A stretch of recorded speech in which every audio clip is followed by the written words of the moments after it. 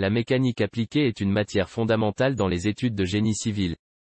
Elle regroupe des connaissances essentielles au calcul des machines et des structures.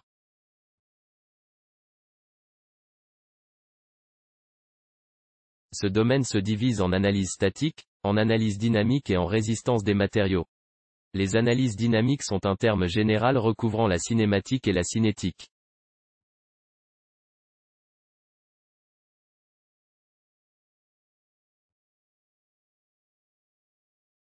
Mais qu'appelle-t-on la résistance des matériaux?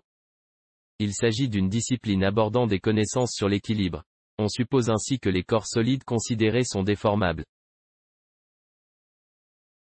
De futures vidéos seront consacrées aux contraintes, aux charges et au calcul des propriétés des sections.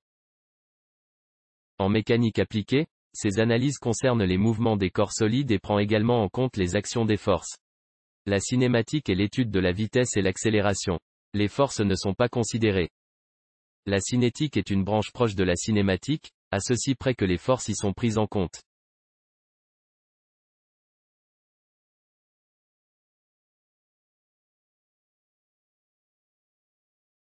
Voyons maintenant le sujet de prédilection des ingénieurs structures, c'est-à-dire, les analyses statiques.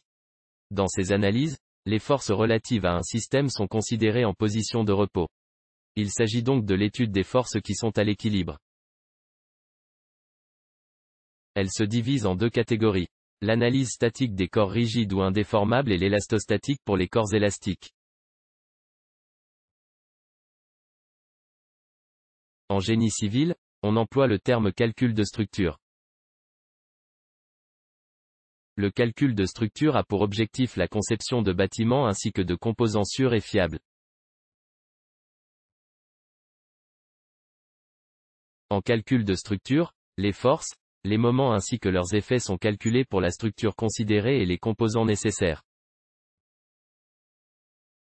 Les structures sont constituées de corps rigides mixtes. Ces corps sont reliés entre eux à l'aide de différents organes de fixation. Par ailleurs, une structure repose sur des appuis.